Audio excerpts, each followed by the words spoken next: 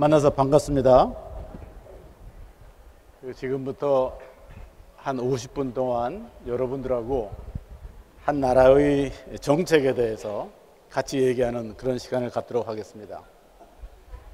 여러분들이 지금 대학 1학년이기 때문에 아마 한 나라의 정책이 무엇인지 이렇게 얘기하면 너무 전문적인 얘기 같기 때문에 제가 여러분들이 앞으로 한 나라의 경제 운영이랄까, 정책 운영이랄까, 이것을 이해하는 데 도움이 되기 위해서 몇 가지를 얘기하고자 합니다.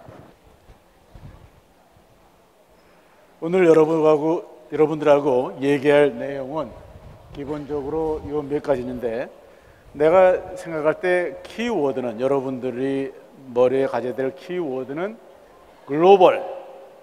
글로벌이라는 말을 알죠? 그죠? 글로벌이 무엇이냐 하는 그런, 우리가 국제화라고도 얘기하고 또 세계화라고 얘기하기도 하고, 그런데 이 글로벌이 무엇이냐 하는 것을 여러분들이 잘 알았으면 좋겠고, 둘째로 정부, 또 한 단계 더 나가서 우리 국가라는 것은 무엇인가, 국가는 무엇을 하려고 하는 것이냐 하는 것을 얘기하고자 하고, 그리고 마지막에 시간이 되게 되면 여러분들은 지금 강원도에 있거든요.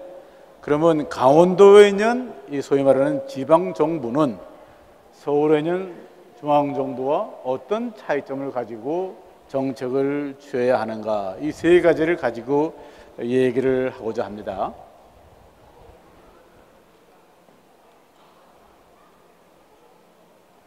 우선 국가라는 것이 무엇이냐 하는 겁니다. 그러면 여러분들이 고등학교에서 국가의 역할 이런 거를 배웠을 거예요. 그러면 그 당시에 뭘 제일 처음에 생각났을까? 국가는 뭘 해야 되나요? 가장 전통적인 의미에서 여러분들이 생각하는 국가는 이런 것이 가장, 이게 나오나요? 이거 보이나요? 뭔지 알겠죠? 이게 가장 전통적인 의미에서 얘기하는 국가가 하는 일입니다. 국가는 뭘 하느냐? 국방을 맡아줘야죠. 또 경찰을, 여러분들 안전하게 살기 위해서 경찰을 잘 운영을 해야 되고, 이런 것이 국가가 하는 일이다. 그렇게 아마 고등학교 책에서 배웠을 겁니다. 또 하나 더 나가면 어떻게 해야 되느냐? 한 나라에는 취약계층이 있다. 취약계층이 뭡니까? 가난한 사람, 또는 뭐 장애가 있는 사람, 뭐 이런 여러 가지를 우리가 취약계층이라고 그러는데, 그 취약계층은 누가 돌봐야 되느냐? 나라가 돌봐야죠. 그래서 그런 돌보는 거를 우리가 뭐라 그럽니까? 복지정책. 그렇죠? 그러니까 복지정책을 하고 국방을 하고, 이것이 국가가 기본적으로 해야 되는 책무다. 이렇게 알고 있을 겁니다. 근데 최근에는 이런 것이 좀 바뀌고 있어요. 왜 바뀌느냐? 우리 사회 환경이 많이 바뀌는데, 그 바뀌는 이유, 그 현상을 제가 간략하게 도표로서 몇 개 보여준 다음에 다시 돌아와서 여러분들한테 그 얘기를 하고자 합니다. 몇 개 이제 도표가 나오는데, 이 도표를 보고 내가 얘기를 할게요. 여러분들, 요게 뭡니까? 지금 글로벌, 우리 다국적 기업이라고도 얘기하죠. 이런 글로벌 기업들이 얼마나 빨리 자라느냐, 이거 보세요. 딴 거는 요 밑에 있는데, 이런 것들, 요 파란 게 여러분들이 자주 가는 스타벅스라는 회사, 그 다음에 여기 뭐 H&M, 뭐 인디텍스, 이런 회사들인데, 이걸 뭐라 그럽니까? 글로벌 펌이라는 것은 한 나라의 사람들이나 관리자만 있는 것이 아니라 여러 나라 사람들이 있고, 또 그 사업을 하는 것도 한 나라에서만 하는 것이 아니라 여러 나라에 가 있는 거. 스타벅스가 어디 있었어요? 시애틀에 있죠. 그죠? 시애틀에 본사가 있지만 스타벅스는 춘천에도 있고 서울도 있고 그러지 않습니까?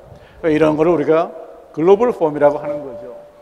여기서 여러분들이 금방 알 수 있는 것이, 이 슬로프가, 기울기가 굉장히 급하게 올라가는 겁니다. 무엇을 볼 수 있느냐? 이제는 한 나라에서만 하는 그런 기업이나 산업보다는 전 세계를 대상으로 하는 이 글로벌 펌들이 이렇게 커가는구나 하는 것을 금방 알 수 있겠죠. 그죠? 이 그림만 보더라도 얼마나 빨리 변하냐 하는 것을 알 수 있는 겁니다. 이 두 번째는 뭐냐 그러면, 첫 번째는 여러분들이 뭘 머릿속에 가져야 돼? 아, 글로벌 펌이 이렇게 빨리 커가고 있구나 하는 것을 알고, 두 번째는 뭔가요? 요 위가 OECD, 그 OECD라는 것은 우리나라도 물론 그 하나 회원국입니다만 선진국을 얘기하는 거죠. 그 선진국의 경제 성장률을 이렇게 하는데, 여기는 어떻게 되는 겁니까? 저소득 국가, 또 중진국들, 여기는 소득이 별로 오르지 않죠? 그러면 여러분들이 뭘 느끼겠어요? 아, 이 격차가 매우 크구나. 그거는 금방 알 수 있겠죠. 그죠? 그러니까 선진국과 그러지 않은 나라들 간의 격차는 커지나요? 줄어드나요? 커지잖아요. 그죠? 그러니까 처음에 뭐라 그랬습니까? 기업도 글로벌 기업을 해야지 굉장히 빨리 성장한다 하는 것을 금방 봤고, 두 번째로 한 나라의 소득도 이 선진국이 이렇게 빨리 올라가는 동시에 올라가지만 나머지는 올라가지 않는구나. 이거를 우리가 뭐라 그래요? 소득 분배가 악화되고 있다. 또 소득의 격차가 커지고 있다. 그런 겁니다. 여러분들 어디에 속하고 싶어요? 글로벌 펌에서 일하고 싶어요? 아니면 선진국이 되고 싶어요? 아니면 그 반대로 국내에만 있는 그런 기업에 근무하고 싶어요? 아니면 이렇게 후진국에 있고 싶어요? 그러지 않을 거란 말입니다. 금방 여러분들이 알겠죠? 세 번째, 이게 이제 또 하나의 추세인데, 뒤에 계신 분들도 잘 보이나요? 그래요. 이게 요 막대기가 보면, 요 막대기가 뭐냐면 사회복지 지출이 전체 한 나라가 생산하는 거에서 얼마나 차지하느냐, 그 비율인데, 그 비율이 어느 나라든 간에 예외가 없이 올라갑니다. 아까 내가 뭐라 그랬어요? 복지라는 것이 국가의 전통적인 그 책무라 그랬는데, 여기 말하는 사회복지에는 가난한 사람을 돕는 그런 복지도 있지만, 지금 이 복지 지출이 늘어가는 데 가장 큰 요인은 고령화. 또 고령화하니까 노인들은 어떤가요? 젊은 사람보다 많이 아프지요. 그러니까 의료비용 이런 것이 올라가기 때문에 어느 나라든지 이거 보면 알겠지만 비중이 올라가고 있다. 그러니까 제일 첫 번째 뭐라 그랬어요? 기본적으로 글로벌 펌이 많이 크고 있다. 두 번째로는 선진국과 이쪽 후진국의 소득 격차라는 것이 점점 커지고 있다.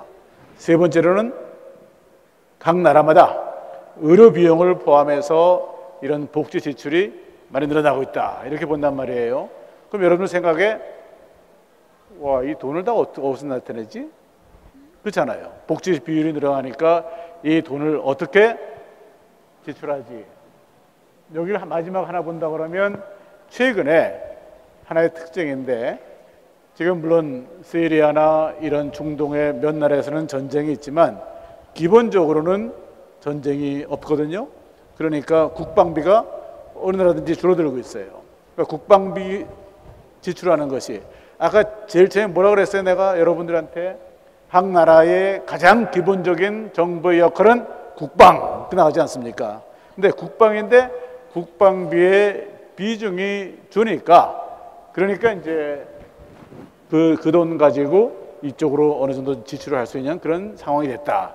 이 네 가지를 여러분들이 머릿속에 넣으면서, 아까 다시 돌아갑니다. 그러면 여러분들이 뭘 알아야 되느냐? 지금 이것이 아까 내가 얘기한 거고, 그 중간에서 그쪽에서 잘 보이죠? 그쪽이 잘 보이죠? 나는 안 보여서 딴 얘기하는 줄 알았어, 사실은요. 그 다음에 그럼 이거를 가지고 여러분들한테 뭐를 설명할 것이냐? 조금 전에 네 가지 도표를 머릿속에 가지고 해서 내가 얘기하는 걸 드려야 됩니다. 그러면 한 나라에서 어떤 정책을 취할 때 제일 먼저 생각하는 게 Who is us? 우리는 누구야? 누가 우리야? 하는 것을 얘기합니다. 여러분들이 입학식 때 바로 이 자리에서 내가 입학식 축사를 하면서 여러분들한테 뭘 얘기를 했나 잘 생각해 보시면, 내가 한림대학교에 왔다.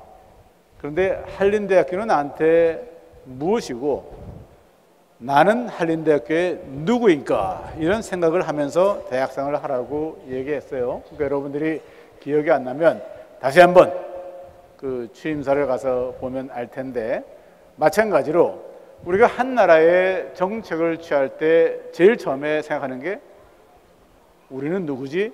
이 생각을 하게 되는 겁니다. 그러니까 우리는 누구지?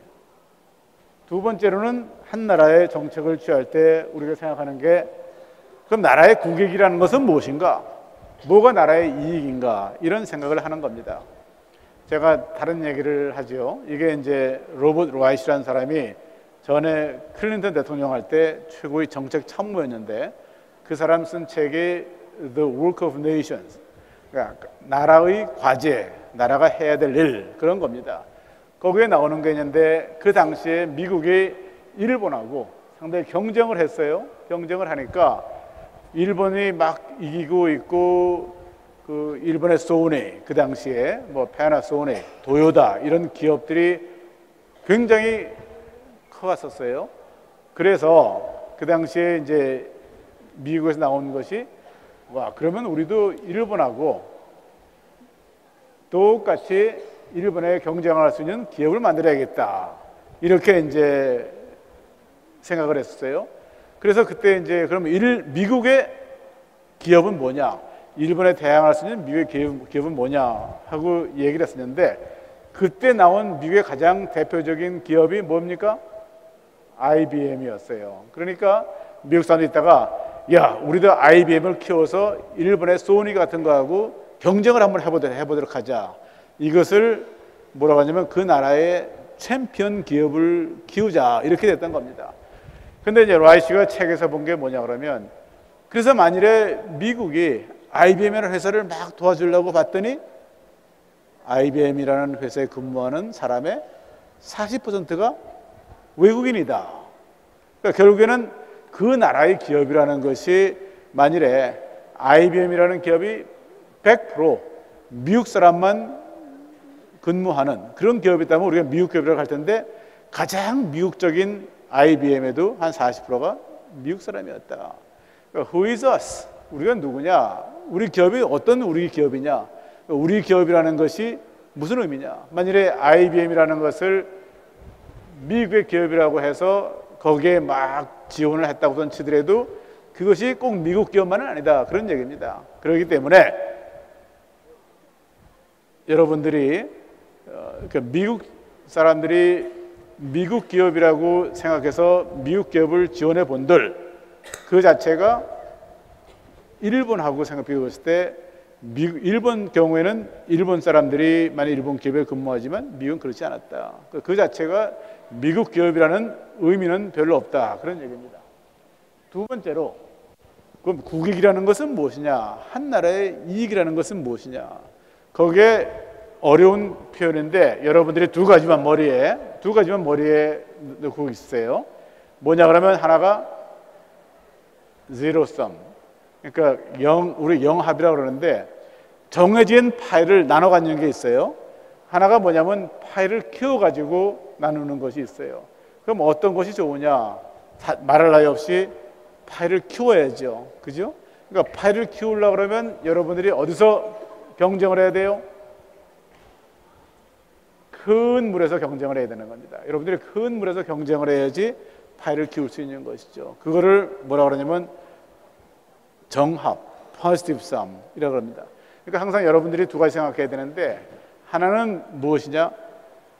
누가 우리냐는 개념을 잡았을 때, 한국 사람만이 일하는 기업을 우리라고 할 경우와, 아까 얘기한 미국의 IBM 같은 이런 기업을 얘기할 때 전체를 그 근무하는 기업의 한 40% 사람이 외국 사람인 그런 기업을 두면서 여러분들이 그 기업을 그 나라의 기업이라고 보는 것은 적절하지 않다. 그런 얘기입니다. 그러니까 여러분들 마음을 바꿔가지고 제가 처음에 시작할 때부터 이 다국적 기업, 그러니까 이 다국적 기업이 무엇이냐 하는 것을 처음에 여러분들이 알아야 거고, 두 번째로 그 나라의 이익이 무엇이냐 하는 것인데, 그 나라의 이익이라는 것은 결국에는 전체 파이가 커져야지 그 나라의 이익이 된다 하는 것을 여러분들이 잘 알아야 된다, 그런 얘기입니다. 그것이 이제 이 글로벌이라는 거에 사는 시대다. 그러니까 여러분들이 글로벌이라는 사는 시대에 알아야 될 것은 바로 그 두 가지 개념, Who is us?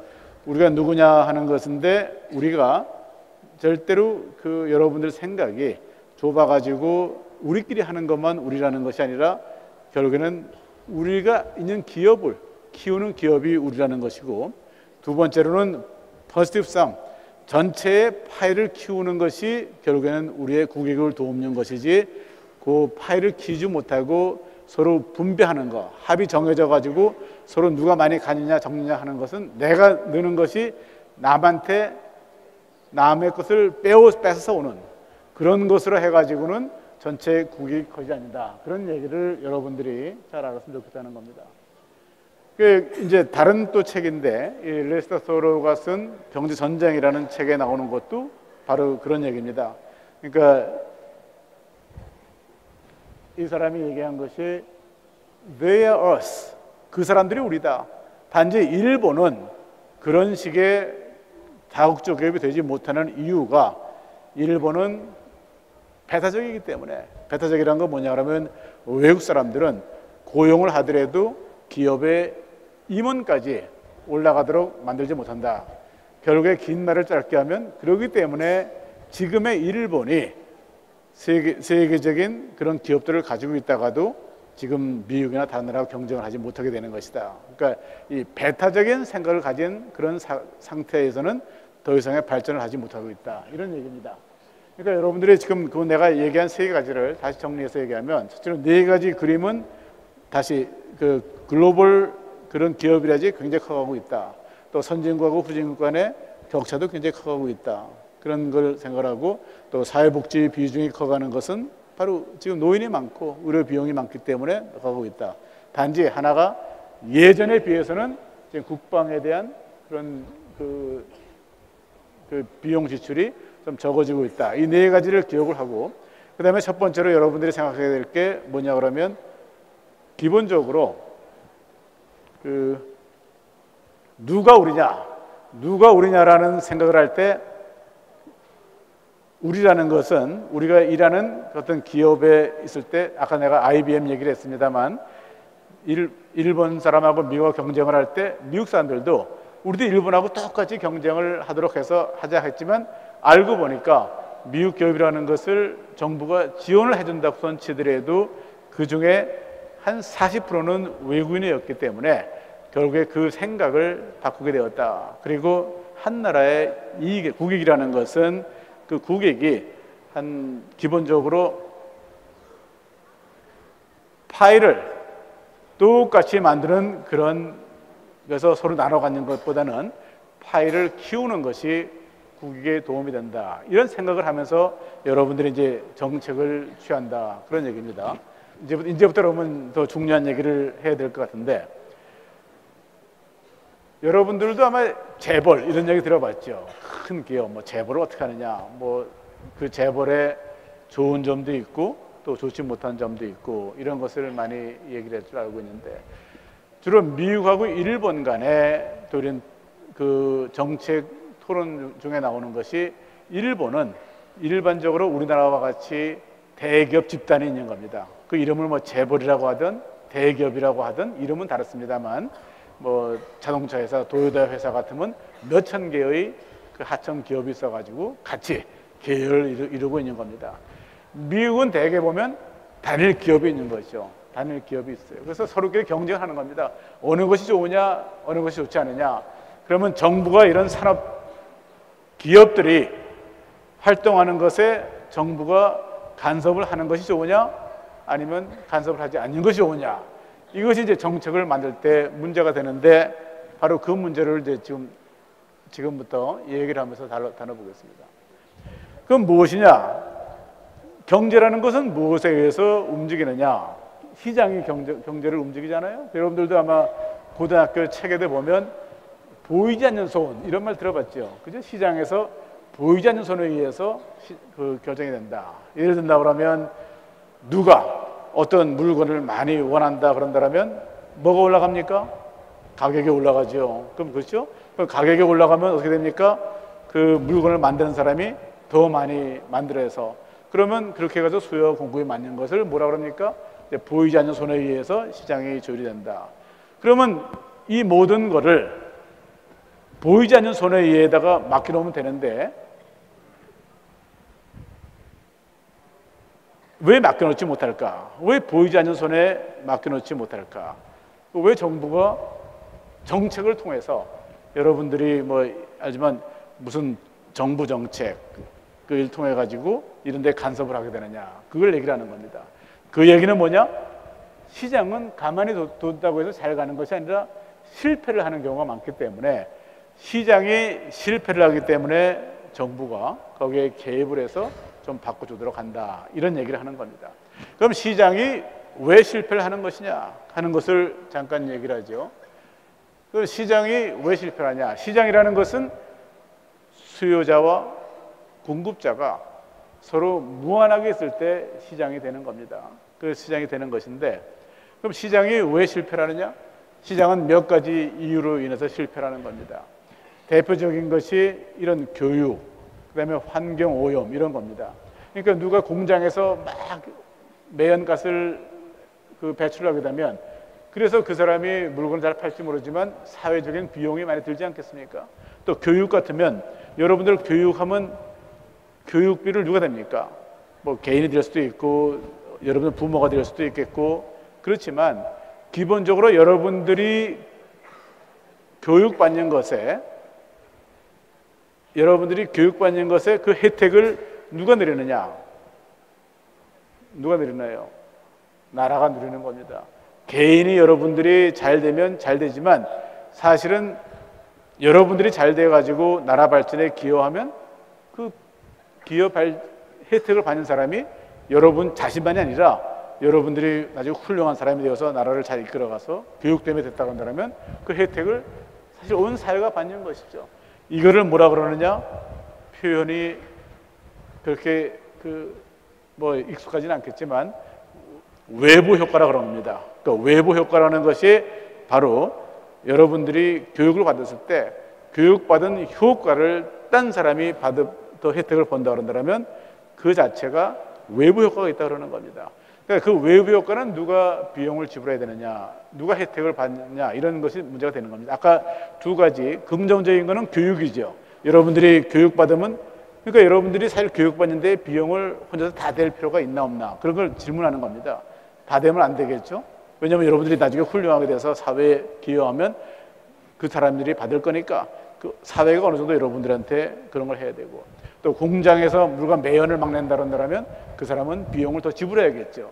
그런 역할을 누가 할 수 있냐? 개인이 할 수 있습니까? 시장이 할 수 있습니까? 못하니까 정부가 한다 그런 얘기죠. 그러니까 우리가 초등학교, 중학교, 고등학교 교육을 우리는 지금 고등학교까지 아니지만 의무 교육을 하는 우리는 9학년이지만 뭐 9학년, 12학년 이렇게 의무 교육을 하는 것이 많고 또 대학에서 공부하더라도 국가가 여러분들한테 장학금을 상당히 지불하고 하는 것도 다 그런 외부 효과 때문에 그렇게 지불하게 되는 것이고 또 공장이 매연가스를 나타낸다면 그거에 대해서 또 상당히 이제 비용을 지불하도록 만들어야 되기 때문에 국가가 역할을 해야 된다. 다른 것은 무엇이냐 그러면 여러분들 공원을 얼마나 즐깁니까? 공원이 필요하잖아요. 또 좋은 공기도 필요할 거 아니겠습니까? 물도 깨끗해야 될 거 아니겠어요? 그러니까 이런 거를 민간업자가 부분적으로 할 수 있을지 모르겠습니다. 민간업자가 도심지에 무슨 공원을 만들어 가지고 잘 만들지 못할 거 아니겠습니까? 그럼 공공재를 만드는 것이 정부가 하는 역할이다. 이렇게 보면 되겠어요. 그 대신에 그러면 모든 걸 다 국가가 들어가면 될 거 아니냐? 그것이 이제 지금은 사라졌지만 과거에 사회주의 국가가 있었을 때는 사회주의 국가에서는 그런 시각에서 정부가 개입을 해서 모든 걸 했었어요. 근데 이제 그러면 국가는 실패를 안 하느냐? 국가도 실패하는 겁니다. 왜 국가 실패하느냐? 바로 저기 나와 있습니다만 기본적으로 만일에 모든 정책을 국가가 정한다 그런다면 거기에 정치적인 요인에 의해서 의사결정이 되는 경제적인 그런 무슨 요인보다는 정치적인 요인에 의해서 결정이 되는 그런 가능성이 있기 때문에 국가도 역시 올바른 판단을 못할 수가 있다. 아까는 시장이 잘 못할 수 있다 그랬는데 시장도 실패할 수 있지만 국가도 실패할 수 있다. 그리고 또 정치인들이 의사결정을 한다 그런다면 국가의 미래, 아마 교육정책이 대표적인 거겠죠. 미래 아주 장기적인 시각에서 해야 될 일보다는 아주 근시안적으로 하는 겁니다. 왜냐하면 정치인은 임기가 정해져 있잖아요. 그죠? 그러니까 4년 뭐 이렇게 정해져 있는데 10년 후에 이를 결정을 해라. 그런다면 그 정치인이 잘 결정하지 못할 수가 있다. 그러니까 바로 시장도 실패할 수 있고 또 정부도 실패할 수 있다 하는 것을 여러분들이 보는 겁니다. 그러니까 처음에 얘기한 것은 무엇이냐? 시장한테 맡겨놓으면 시장이 보이지 않는 손에 의해서 잘 처리할 수 있지만 그러나 시장이 다 처리할 수는 없다. 왜 처리할 수 없느냐? 시장이 실패하기 때문에 그렇다. 왜 실패하느냐?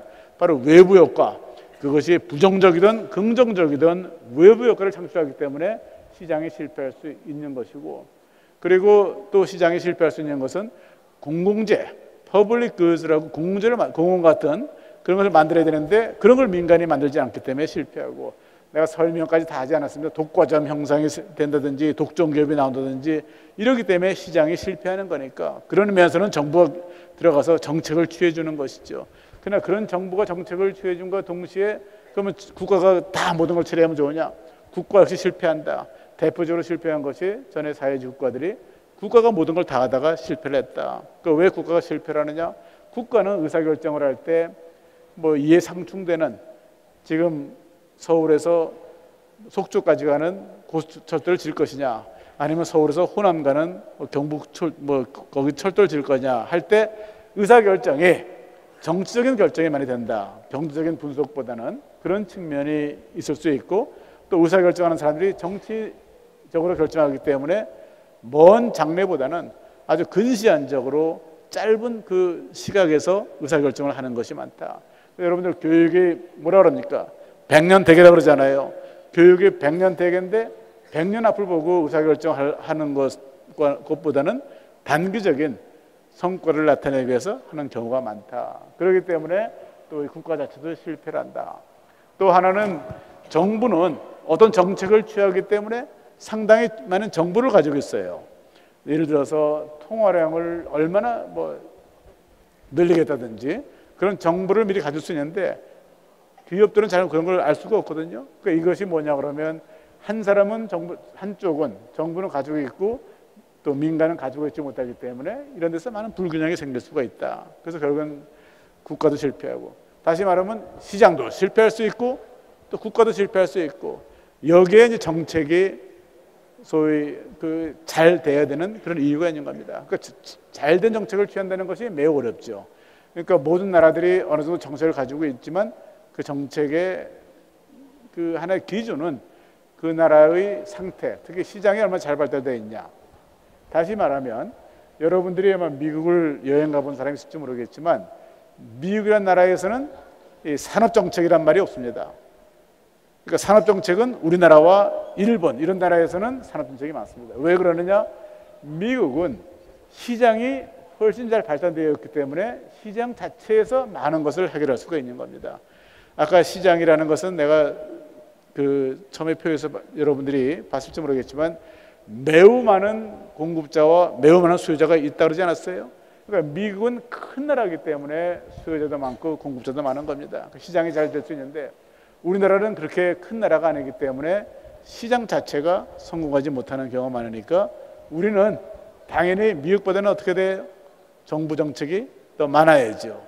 그러나 옛날 사회주의 국가는 시장이 없었기 때문에, 다시 말해서 사회주의 경제에서는 가격이라는 것이 없고 다 정부가 수요와 공급을 정해서 생산하기 때문에 그런 상태 하에서는 시장이 작동을 하지 못하고, 그래서 정부가 모든 것을 다 하다 보니까 국가의 실패로서 사회주의 체제가 사라지게 되었다. 이렇게 여러분들이 생각을 하게 하면 되는 겁니다.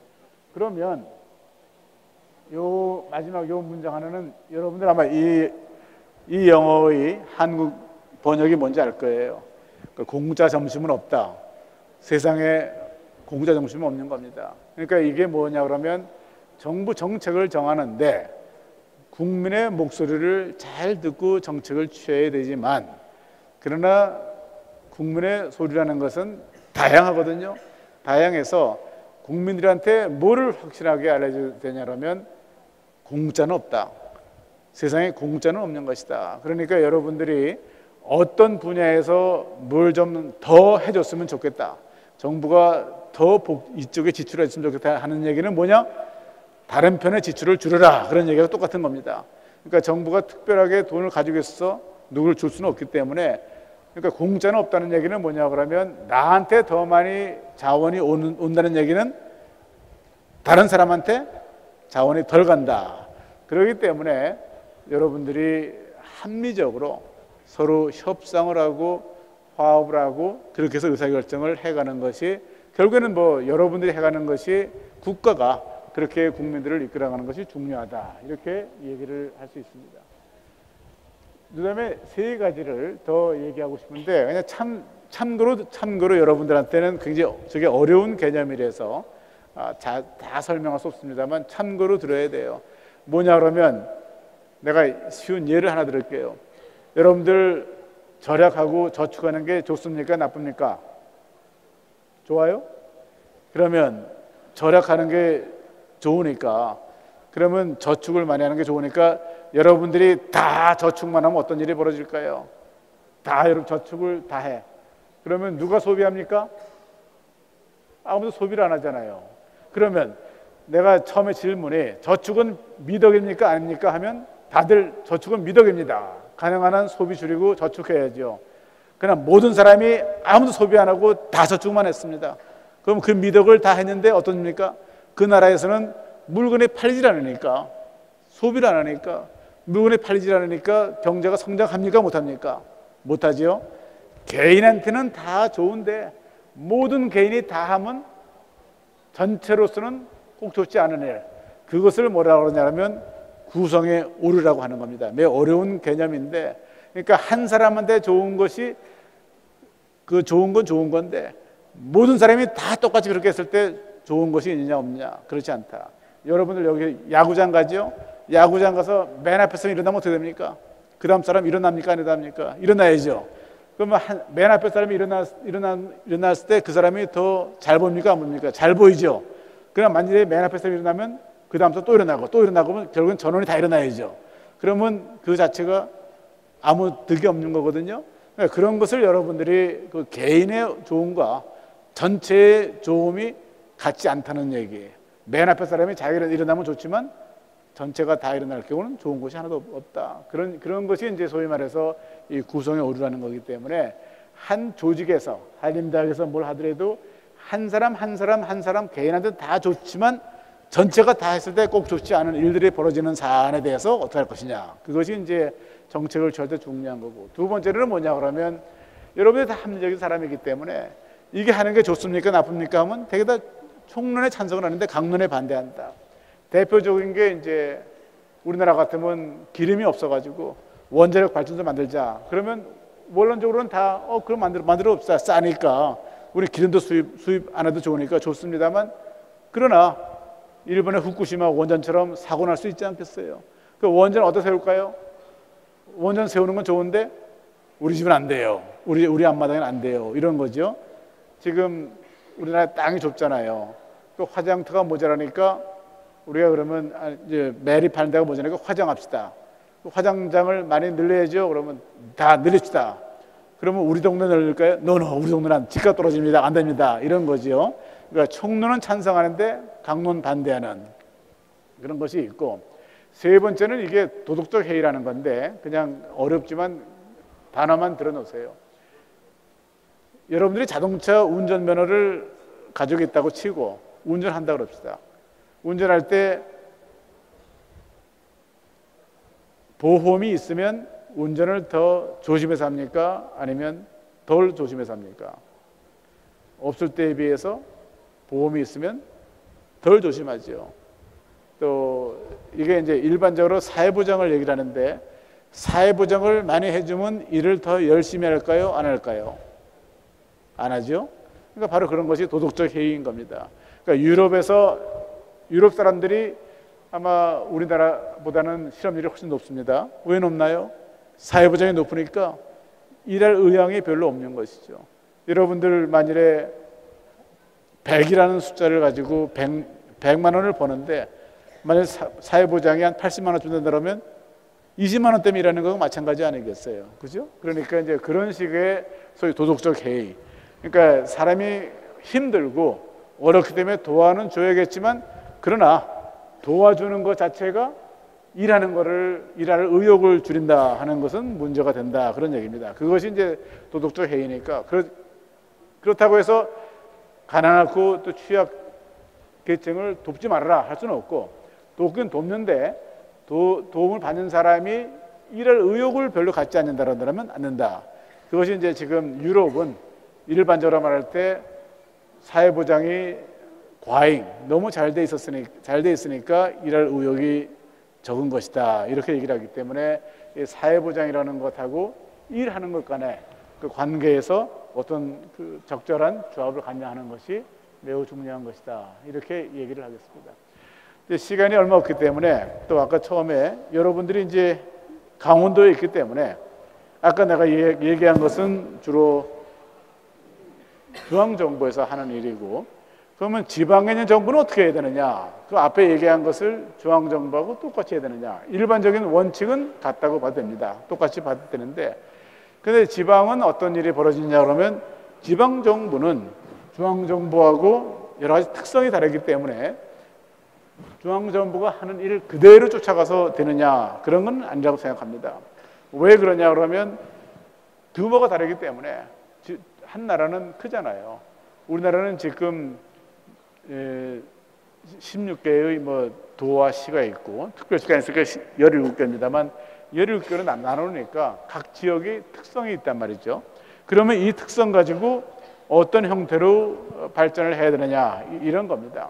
그러면 제가 볼 때 강원도라면, 강원도는 다른 지역하고 어떻게 다르게 발전하면 되느냐. 여러분들이 아마 이 중에는 강원도 출신이 있어서 더 그 관심이 많을 거고, 또 강원도 출신이 아닌 사람은 큰 관심이 없을지 모르지만, 그러나 중요한 것은 한 나라가 중앙정부가 잘해서 전체 나라를 발전시키는 것도 있지만, 사실은 지방정부가 잘해서 각 지역이 잘 돼야, 그리고 그래야지 그 나라가 발전하는 것이 많습니다.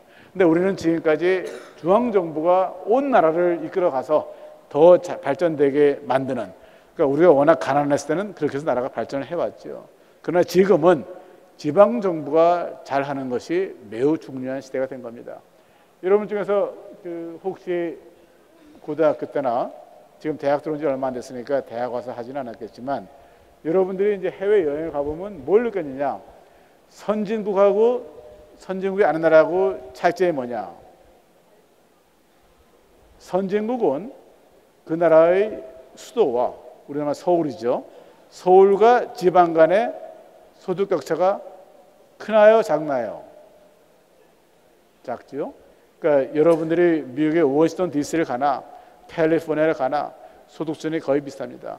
여러분들 일본의 도쿄를 가나, 일본의 지방의 이쪽 그 규슈 지방을 가나 소득 수준이 큰 차이가 없습니다. 유럽도 마찬가지입니다. 선진국은 뭐냐? 중앙 정부와 지방 정부의 하는 역할이 서로 다르고, 또 서울과 지방 간의 소득 격차가 낮기 때문에 그 선진국이 되는 겁니다. 그러나 후진국은 수도 서울, 그 나라의 서울과 지방 갔을 때 격차가 매우 큰 겁니다. 우리나라는 어떤가요? 서울하고 지방 간의 소득 격차가 큰가요, 작은가요? 선진국에 비해서는 격차가 크지요. 그러니까 아직은 우리가 선진국이 되었다고 말할 수 없는 겁니다. 그러니까 선진국이 되었다고 말 못하는 것은 바로 중앙과 지방 간의 격차가 크다. 그 이유는 뭐냐? 한 나라의 경제 발전이나 국가 정책이 중앙 위주로 돼가지고 거기서 모든 걸 이끌어가는 경우에는 모든 지역이 똑같이 발전하기 매우 어렵다. 그러니까 지역마다 자기 지역의 발전 전략을 가져야 되는데 그 발전 전략을 갖지 못하기 때문에 지역의 발전에 차별이 나는 것이다. 그러니까 강원도는 강원도 나름대로의 특유의 발전 전략을 갖고 발전을 시켜야지 강원도가 더 발전할 수 있다. 그러니까 강원도가 서울에서 하는 중앙정부가 하는 정책하고 똑같이 가서 발전하기는 쉽지 않다. 이렇게 얘기를 하는 겁니다. 그러면 강원도는 어떻게 되느냐? 그러니까 중앙의존적으로 발전해서는 안 되고 강원도 특유의 발전 전략을 가져야 되는 것이다. 우리나라는 지금 지역이 안반해도 중앙정부에 비해서 재원이 모자라고 가난하죠. 그러니까 자꾸만 중앙정부 의존적이 되는 겁니다.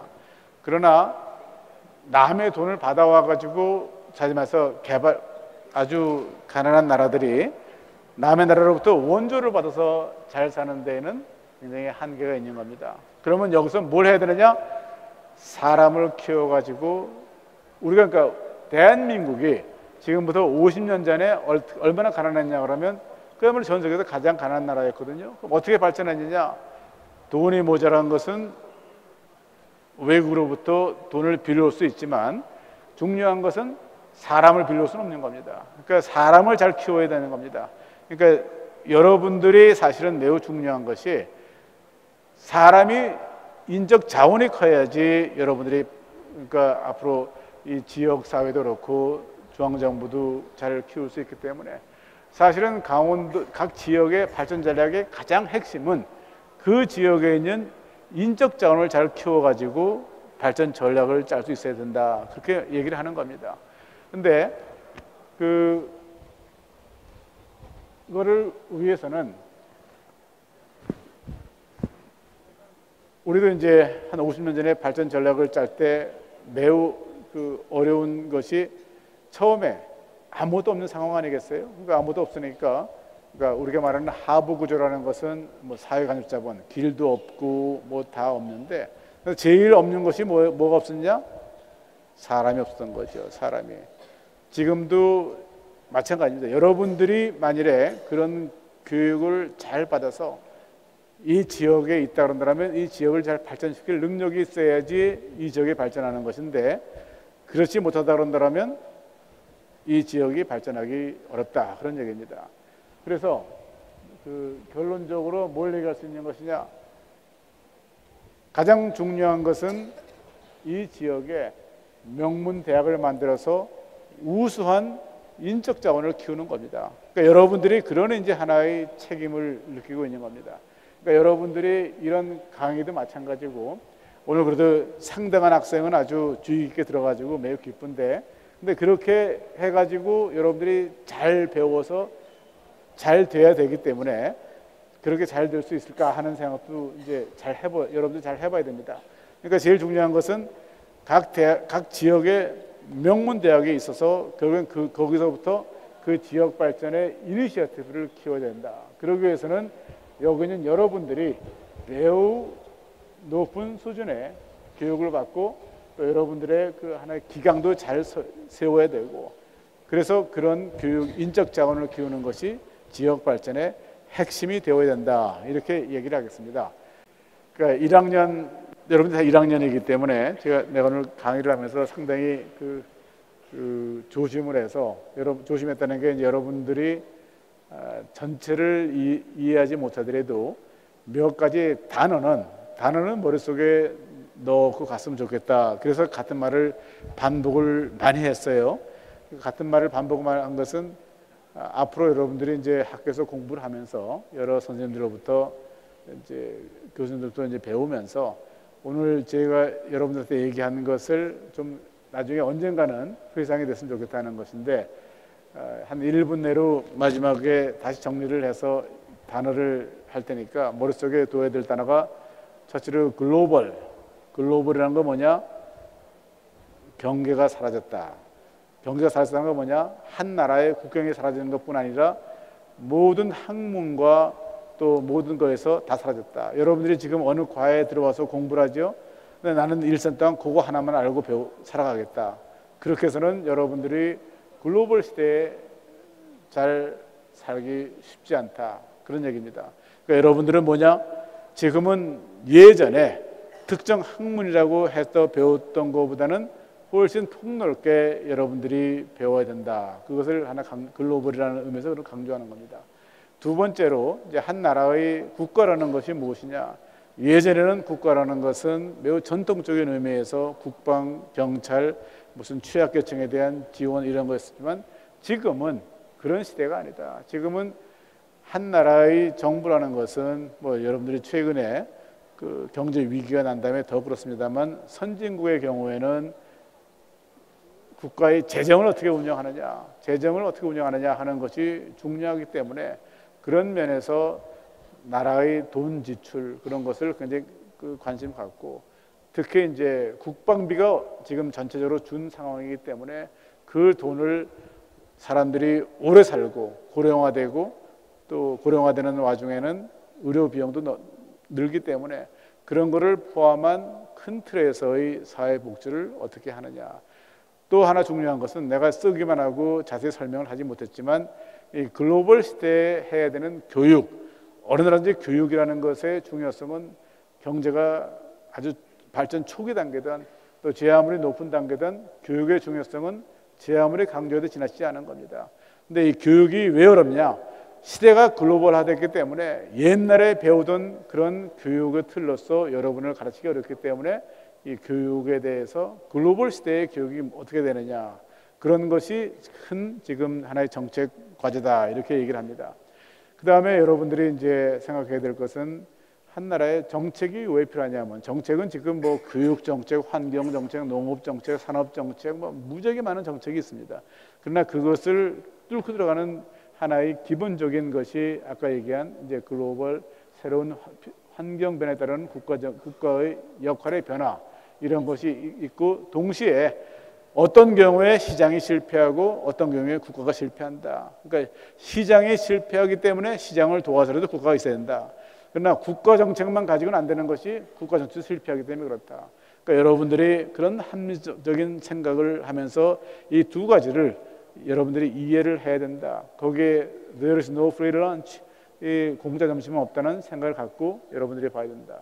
이제 마지막으로 몇 가지 정책 과제가 있었지만, 뭐 예를 들어서 구성의 오류, 나한테 옳은 것이 또 설령 우리 모두가 다 똑같이 해서 다 옳다고 생각하지만 국가적으로는 옳지 않은 경우도 있다는 매우 어려운 개념인데, 하여튼 그렇게만 얘기를 하고, 특히 제일 어려운 것은 사람들이 전체 총론에 찬성하지만 내 이익에 대할 때는 또 항상 반대를 하는 그런 경우도 있고, 또 하나는 여러분들이 생각해야 될 게 사회 안전망, 사회 보장이 중요하지만 이것이 너무 과다하게 되면 일하려는 의욕을 줄이는 그런 경우가 있다는 것들도 여러분들이 머릿속에 생각을 해야 되고, 마지막으로 여러분들이 춘천에 있는 한림대학교에 있기 때문에 이 한림대학교 있다는 것 자체의 의미를 잘 알아야 된다고 저는 생각을 합니다. 그래서 내가 여러분들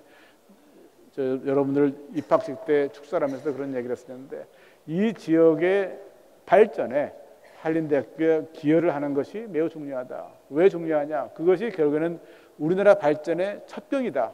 그러니까 중앙정부에 여러분들이 할 수도 있겠습니다만, 여러분들이 앞으로 이제 잘 훌륭하게 돼서 기여할 수 있겠지만, 그것도 하나 방법이겠지만, 이 지역을 잘 발전시킴으로 인해서 대한민국 전체의 균형 발전을 이루고, 또 우리가 강원도가 중앙보다 소득 수준이 낮다면 여러분들이 남보다 더 열심히 공부하고 또 훌륭한 인적 자원이 되어서 그 다음에 강원도를 발전시키는 것이 결국에는 국가 발전에 큰 도움이 된다. 결국에는 여러분들 자신이 매우 중요한 자산이다. 이렇게 얘기하는 것으로서 오늘 내 강의를 끝내고자 합니다. 50분 동안 경제라는 것은 매우 딱딱한 학문입니다. 사실 재미난 학문이 많은데 이 경제를 기본적으로 딱딱한 hard, 영어로 하면 hard라고 그러는데 딱딱한 hard science, 딱딱한 학문입니다. 이거는 돈 버는 걸 가르치는 것도 아닌 거고, 돈 버는 거는 주로 이제 경영학이라고 할 수 있겠죠. 경제학은 나라 경제를 어떻게 움직이느냐 하는 거기 때문에 학문이 아주 딱딱한 학문이고, 경제학만큼 그 인기를 얻기 어려운 학문이 많지 않습니다. 이거를 여러분들 설명한다는 것이 나로서는 큰 챌린지, 도전이었었는데, 그래도 이렇게 많은 학생이 끝까지 잘 얘기를 들어주니까 매우 고맙게 생각을 하고 있습니다. 앞으로 여러분들이 이 문제를 언젠가는 오늘 내가 그 강조한 단어들이 학교에서 공부하는 동안에 3, 4년 동안 머릿속에 다시 한번 기억이 되어서 잘 이해할 수 있는 기억이었으면 좋겠다 이렇게 생각합니다. 딱딱한 강의를 듣느라고 오늘 고생 많이 했습니다.